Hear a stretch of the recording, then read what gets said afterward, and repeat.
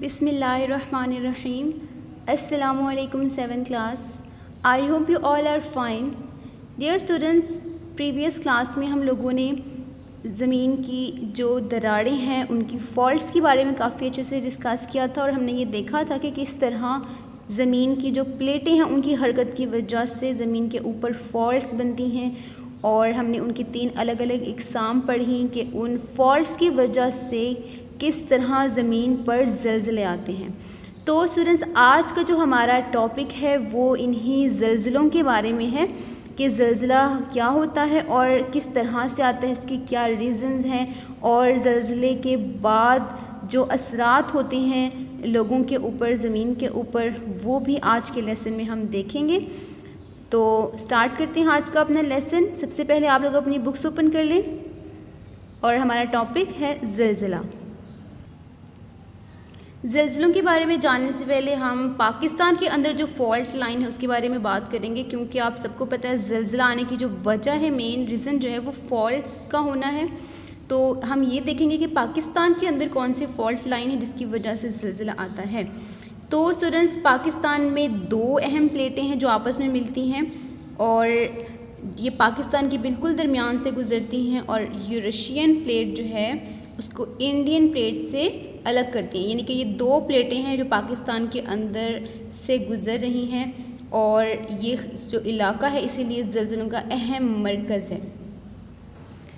तो स्टूडेंट्स, ये पाकिस्तान का नक्शा आप देख सकते हैं अपनी स्क्रीन पर और इसके अंदर जो आपको ये रेड कलर के डॉटेड लाइन एक नज़र आ रही है जो बिल्कुल इसके सेंटर में से गुज़र रही है, ये एक्चुअली पाकिस्तान के अंदर से गुज़रने वाली वो फ़ॉल्ट लाइन है जिसकी वजह से पाकिस्तान के भी मुख्तलिफ़ इलाक़ों के अंदर ज़लज़ले आते हैं।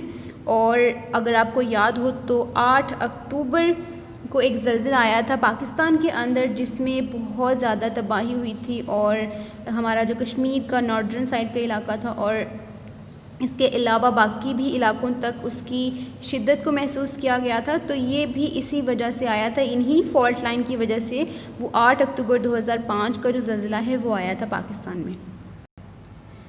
और ये वो फ़ॉल्ट लाइंस हैं, ये देखिए ये इंडियन प्लेट ये रेड कलर में और इसकी ये लाइन गुजरती है पाकिस्तान के अंदर से और ये यूरेशियन प्लेट आप देख सकते हैं।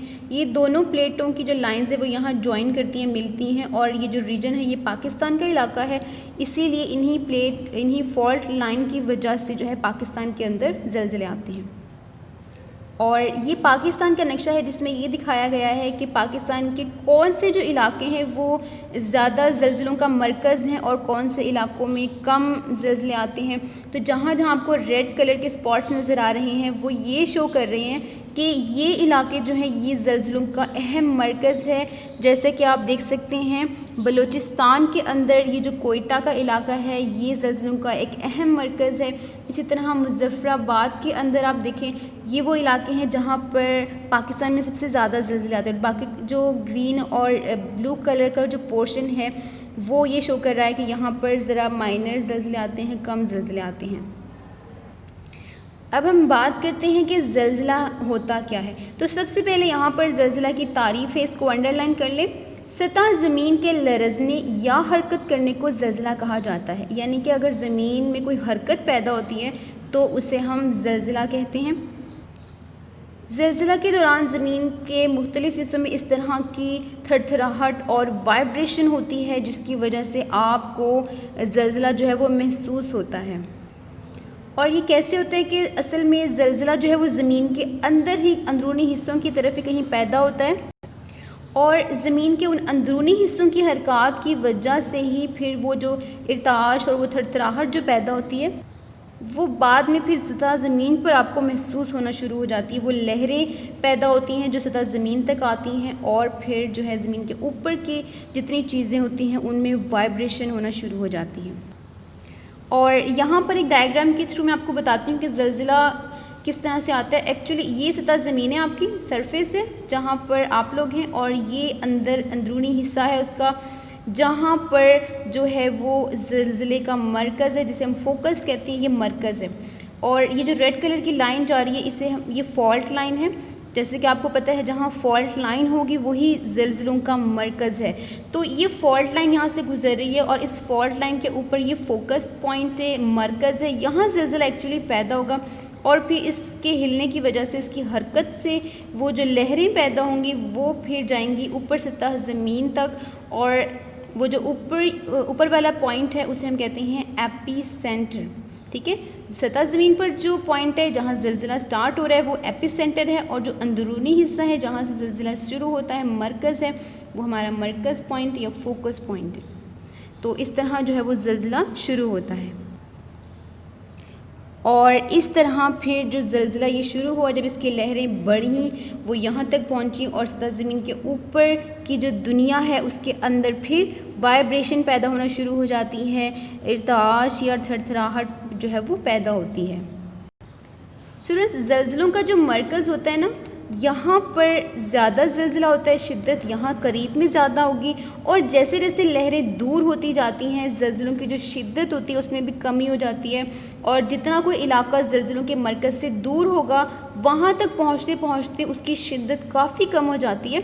इसीलिए वो इलाके जो ज़लज़लों के मरकज़ के पास होते हैं वहाँ पर जो है डिस्ट्रक्शन और तबाही वो ज़्यादा होती है, और जो इलाके उससे दूर होते हैं वहाँ पर फिर जो है वो कम तबाही होती है और कम डिस्ट्रक्शन होती है। अब हम बात करते हैं कि ज़लज़लों की वजह क्या होती है, आखिर इससे क्या वजह है कि ज़मीन पर ज़लज़ले आते हैं। तो स्टूडेंट्स, यहाँ पर दो मेन रीज़न्स हैं, दो वजूहात हैं ऐसे जिनकी वजह से ज़लज़ला आता है। पहली रीज़न है प्लेटों की हरकत, ज़मीन की जब प्लेटें अपनी जगह से हरकत करती हैं उसकी वजह से ज़लज़ले आते हैं, और दूसरा जो है वो है आतिशफ़िशानी अमल। एक तो जब प्लेटें अपनी जगह से हरकत करेंगी, ठीक है, जब वो मूव करती हैं, आपने पहले भी देखा था प्लेटें जब अपनी जगह से हिलती हैं, हरकत करती हैं, तो उस वजह से जो है वो ज़लज़ला आ सकता है। दूसरी जो रीज़न है वो है लावे का निकलना। ज़मीन के अंदर से या पहाड़ों के फटने से जब लावा बाहर निकलता है तो उसकी शिद्दत की वजह से जो है वो ज़लज़ले की जो महसूस होती है, ज़लज़ला महसूस किया जाता है।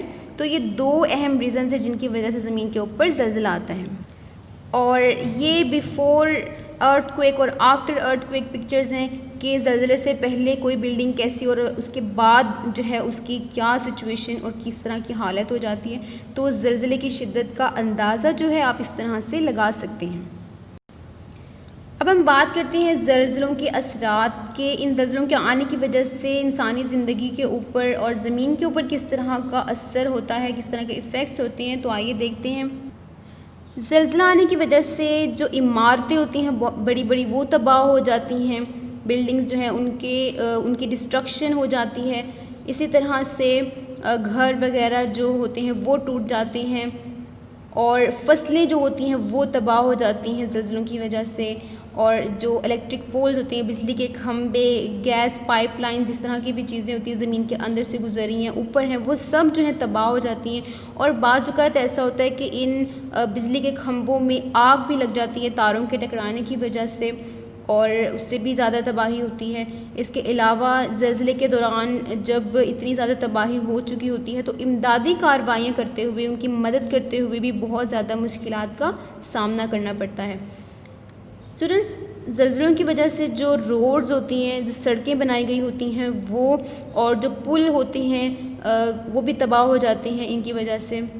और एक और जो मेन इसकी इफ़ेक्ट है ज़लज़लों का वो ये है कि ज़लज़लों की वजह से सैलाब आ जाते हैं। समटाइम्स ऐसा होता है कि किसी समंदर के अंदर या दरिया के अंदर जब ज़लज़ला आता है तो पानी की बहुत बड़ी बड़ी लहरें बनती हैं, और जिसकी वजह से उसमें सैलाब भी आ जाता है। अब बात करते हैं दुनिया के अंदर ज़लज़लों की तकसीम। दुनिया में कौन से इलाके हैं जो ज़्यादा ज़लज़लों की वजह से जाने जाते हैं। तो सब जैसे पहले भी हमने बात की थी बहरुल काहिल के इलाके की, तो दुनिया में सबसे जो ज़्यादा ज़लज़लों का जो वो मरकज़ है वो है बहरुल काहिल के इर्द गिर्द का इलाका, जिसे आग का दायरा या रिंग ऑफ फायर भी कहा जाता है। ये हमने पहले बात कर ली इस पर।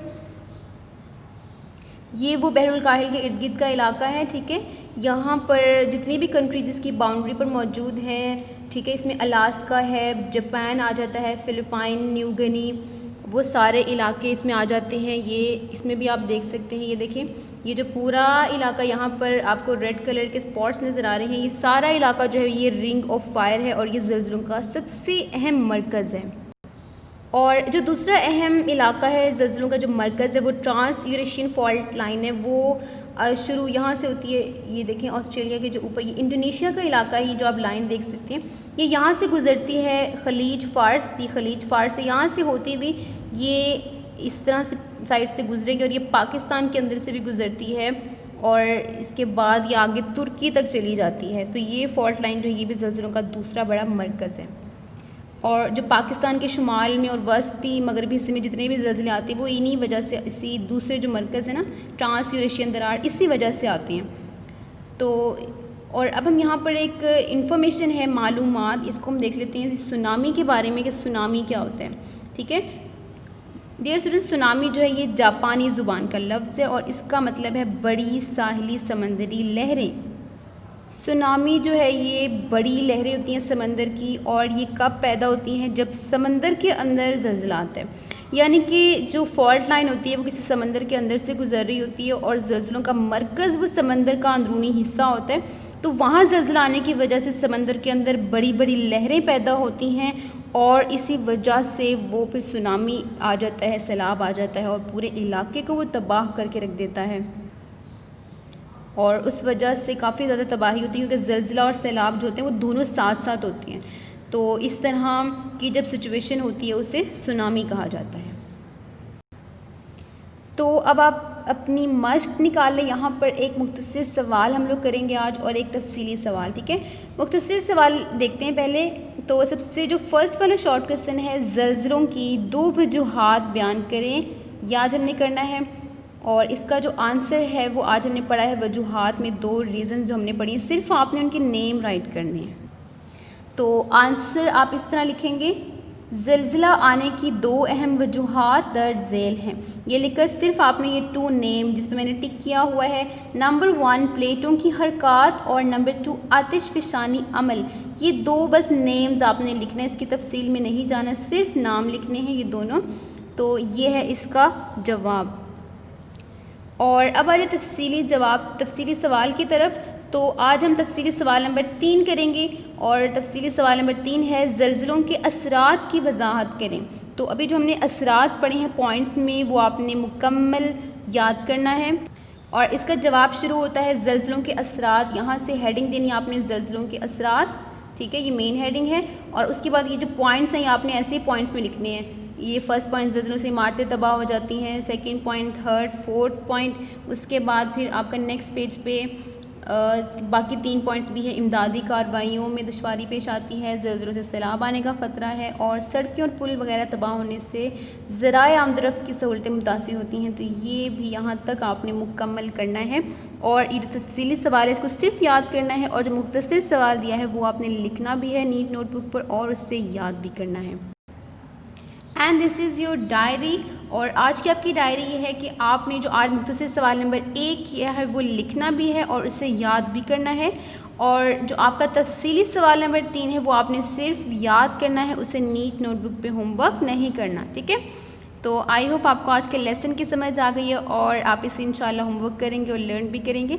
इंशाल्लाह we will start the next topic in the next class. अस्सलामु अलैकुम वरहमतुल्लाहि वबरकातुहू।